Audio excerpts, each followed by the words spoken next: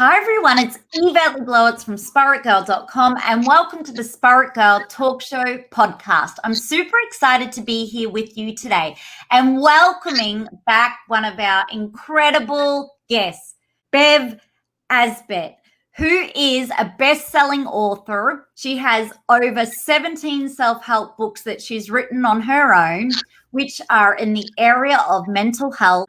And I'm grateful, Bev, that you're here with us today and with our global Spirit Girl audience. Welcome. Thank you very much, Yvette. It's an absolute pleasure to have you here. And since we last caught up, your book, Cruising Through Calamity, Handling Anxiety in Anxious Times, is now out. Congratulations. How does it feel to have that book out now during these times? Well, I'm really glad I wrote it. The book covers any situation in life where the rug gets pulled from under you. But, of course, COVID covers all bases. So, and I think the biggest thing about COVID is that it's thrown us upon ourselves. And, you either have a good, healthy relationship with yourself or you don't. And I think mostly with people with anxiety in particular, that relationship has a fracture in it. Unless that's healed, there's an excessive dependence on outside factors causing your mood. The way other people behave will affect you, or the way, a situation in your life changes will affect you much more than it might need to. So that relationship with self is now under the microscope. A lot of people find that things come up such as loneliness, such as the ability to amuse oneself. We start to realise that now things are stripped away that we took for granted. What am I left with? So we're in a really interesting time in our history. It's very challenging, but I think it's quite essential in some ways that we start to review the things that this has brought up, such as what is important, who is important, and, what have I taken for granted that maybe I need to have some gratitude for. So, whenever there's a big change, up come all the deepest emotions. Initially, people go into a panic mode. They're afraid, so they start perhaps behaving in a way that's not very helpful. But in time, you can see that we've adjusted quite quickly, and we do. And we're just going to have to adjust. It just is as it is. I think we were talking before we went on air about how people tend to take life's changes personally. So you build a house on a floodplain and a flood comes along, you're angry with the flood. It shouldn't be happening to me. And yet we put ourselves in so many precarious positions and then blame the circumstances for the fact that we're struggling. And that includes the way we get to be anxious in the first place. We think it just happens, but when you look back at the pattern of someone's thinking throughout their life and their reaction to life, it's been anxious since day one. So is it any surprise that at some point there's a tipping point and it turns into a problem? Well, Bev, you've touched on so many things there. I think it's been interesting to watch this play out. So the first year, everybody we're all in this together. And there was this sense of community and I love you and check on your neighbor and be kind. What I'm seeing in the second year of the pandemic is obviously people are really over it. There's so much animosity at the moment. If you look at, say, a Facebook page post, if someone even talks about whether you should have a vaccine or not, there's a yes and a no. Are generally people fighting, very angry. People then reading a comment on a Facebook post, another person going, I disagree with that, blah, blah, blah, blah. And, they then attack on in. I've spoken to many psychologists who say that behavior is very toxic, advise people to, get off Facebook. And I'm noticing too another trend of people nitpicking. this is the only way that people feel a bit empowered at the moment, I think. Right. And it's not necessarily, you can do it anonymously and you can vent. And I think what's happening is, as you said, in the first year, we're all very cooperative and we got on with it, and we found that we could be useful by reaching out and being caring. We felt better about ourselves as a result. Yeah. Now we're over it and we want someone to blame. And we want to vent. I think in some ways that's why it's sort of erupting in that way. But I think that people are just feeling quite helpless. And so that's the only way that they get a sense of empowerment. I think that we need to really go back to focusing on self-care, walking, listening to feel-good music, really getting back to doing things that make us feel good. You've now released a booklet which is on your website, Big You, Little You, and you're presenting it where you've gathered your 29 years worth of experience. And this actually is to get through anxious times, not just during COVID, but anything life throws at you. And what I really love is, out of the kindness of your heart, you've gathered this together where instead of us coming and doing a workshop with you, which at the moment we can't, you're based in Victoria and we're all around the world, you're doing this for $9.95, which, can I say, Bev, is incredible. Thank you, because that's so amazing. So we can do this at home, and that's why I really love it.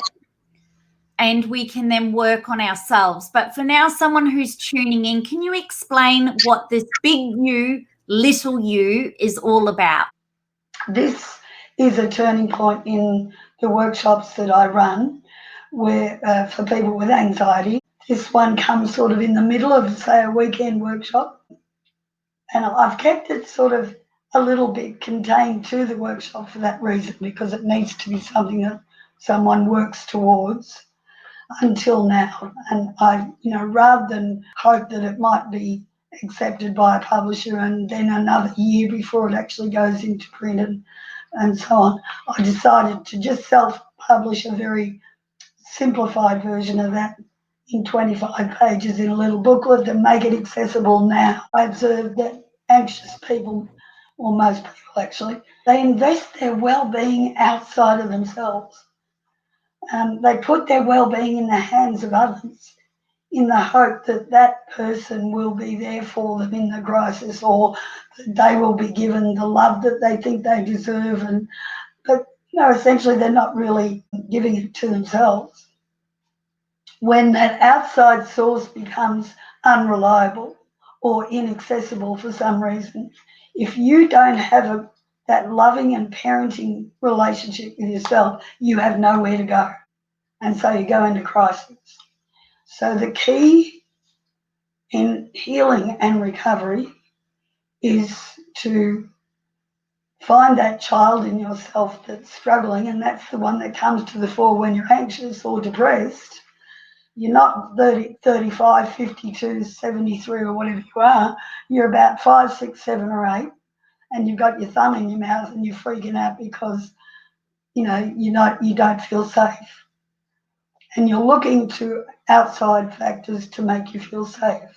That must come from yourself if you are to become resilient, if you're able to survive the challenges that life throws at you. So this little booklet is a way to step into your adult self and go back and rescue that poor little scared kid and stop living as that poor little scared kid, integrate that child, and then start looking out for that kid, nurturing it, caring for it, speaking up for it, saying no when you really don't want to do something. Stop trying to people please, defending them if you feel that they're being treated badly. All of those things. And there's a set of needs that need to be accommodated for any of us to feel secure, but particularly for the child in us to feel secure. And if you start attending to those, then you become more independent, more autonomous, more resilient. And they include love, of course, attention, approval, rest, play, boundaries, and hope. There's not much in life if there's nothing to look forward to. And I want to give you a little example of the work that I did on myself with this, which is rather gorgeous. On that list, I think my biggest shortfall is attention. In other words, what I mean by that is, say you want to go to the loo or you're hungry, but you write a whole nother chapter before you go. That's not giving yourself attention. A little child, if it's hungry, it wants to eat now. If it wants to sleep, it needs to rest now. So starting to notice and attend to those physical needs is that form of self-nurture. So I took that on board. I was in the middle of writing one of my books at the time.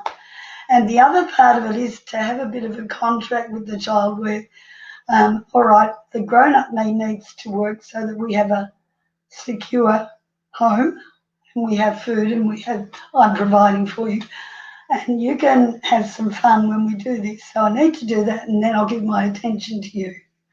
So on that particular occasion, I'd been given free tickets to a movie in the next suburb. So that was the fun part that the little kid could look forward to. And the deal was I would work till 6 p.m. and then we would go to the movies and have dinner. And the best part was the pub in the next suburb served the best nachos in town. So we got to 5 to 6. I'm halfway through a paragraph. I thought, but I've made that promise. So I write on the dot of 6. I swear to you, we were driving, here I am talking about we were driving to that suburb and I could feel for the first time in years that sense of excitement that a child has about silly little stuff like nachos.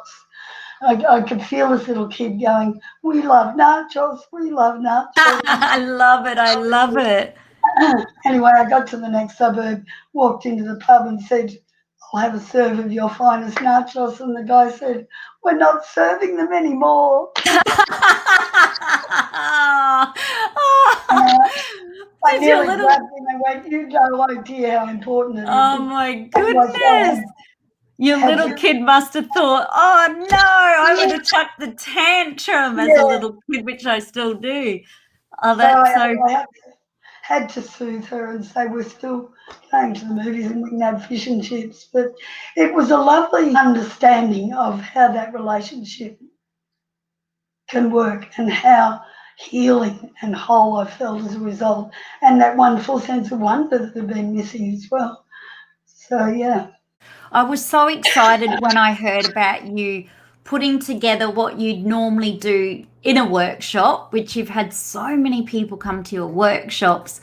When I heard that you were going to help people really heal and become their own best friend, build that relationship really with that little kid again and connecting to that inner child, because you're right.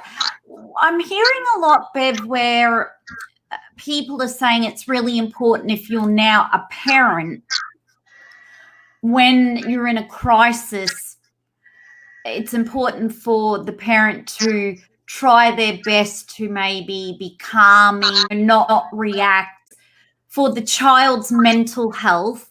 I think we underestimate the wisdom of children. I don't think we need to change who we are. We need the kid to be able to accommodate a changing world and a challenging world. And that doesn't mean wrapping them in cotton wool or protecting them. It means showing them that life is dynamic and has its ups and downs and its good side, including me and including you, and that the child can learn to be resilient to these things. I think we've created a generation of young people who are feeling as vulnerable as they are because we've made them helpless. Every need has been accommodated to, and they can't have a bad day or they can't have an emotion that's not pleasant. Well, I was really grateful to grow up in an era where we didn't get a lot. We knew every Friday we'd get a packet of Samboy chips and a chocolate, and that was it. So we learnt, like, I guess, patience.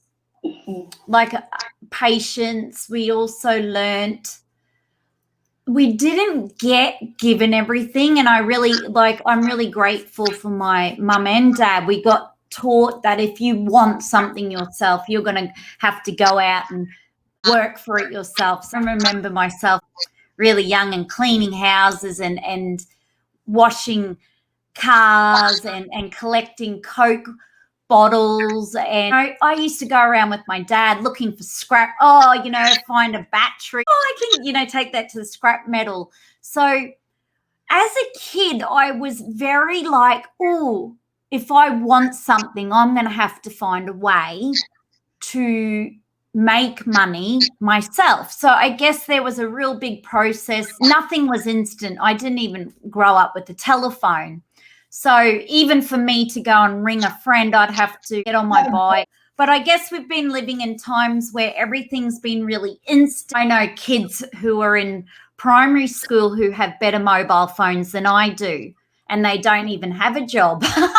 So not to displace the younger generation, but they've been brought up in really lavish times with flat screens and the most incredible cartoons and the most incredible clothes and food, and it's been incredible for them, whereas we just didn't have the technology and the wealth. We didn't have that kind of wealth. So we've been living in really wealthy times prior to COVID-19. We can't click our fingers to go, right, click, international travel's reopen, click, COVID's over. We need to shift that paradigm from me, mine, I am important, to seeing that we are global, that what I do affects you, what you do affects me, and that we need to find a way to just allow. If you had any words of wisdom for people right now, what would it be? I think the bottom line generally is, if it feels good, do it. If it doesn't, don't. So if this brings you pleasure, then by all means acknowledge that it does and pump that up. You can shift your focus from the crappiest thing to the most wonderful thing by noticing a wonderful thing and making that your entire point of focus and amplifying that. So say you've had a rotten morning, but make yourself a gorgeous lunch and notice the colours and all the tastes and tell yourself how wonderful that is, and then that becomes your day instead of the other thing. So it's not what's happening, it's what you do with it. And in particular, you are the driver of your thoughts. I can't do the thinking for you. What thoughts are you choosing? Are you choosing top shelf thoughts or thoughts that bring you down? Comes down to that. So nothing out there has to change for you to feel better or worse. How you report it to yourself. It can be the worst time, or it can be an interesting time, or it can be an amazing time. And if it makes you feel good, then pump it up and do that. That can be their thermometer when they're checking in. Just check in. If it feels good, do it. If it doesn't, don't. Just drop it, move on to the next thing. Well, yeah, why do we keep doing stuff that makes us miserable, including thinking stuff that makes us miserable? Don't do it. And you won't be as miserable. It's quite a simple formula, really, but we complicate it to the nth degree. Thank you again for sharing your words of wisdom. Second year into the pandemic, if we are even here, what a gift. Here we are talking to each other. Yeah. We are at a period of history where we are able to talk to someone on the other side of the world. We tell ourselves we're so cut off and alone, Never before have we been so connected. It's all in how you interpret it. You're so right. You're not alone. And we've got everybody on the Spirit Girl podcast show right around the world tuning in. So, Bev, what's the best way to stay in touch with you after this podcast show? If people want to go to my website, you'll see contact details on there. And you're going to post the website. The booklet, can I just say, it's not an automatic download. I'm having a bit of a technical problem, but I will see your order and I'll email it as quickly as I can, usually within the next couple of hours. But if it's overnight, you might not get it till tomorrow morning. The booklet that you put together is really such a gift. Getting people together in a workshop these days is so challenging because of COVID. I love how you've created the booklet where it's called Big You, Little You. And I'll make sure parenting yourself out of anxiety. So anyone whose anxiety is through the roof or you're just not feeling like you're coping, this is really going to help you. So I'll make sure I leave the link in the podcast show so everybody who's tuning in can go to that and leave a link to all of Bev's other books. Thank you again, Bev. And so I really hope you enjoyed tuning into this show. Be sure to subscribe to the Spirit Girl podcast show, leave a rating and review, and to tell someone you love to. And together, let's feel good from within. Bye for now.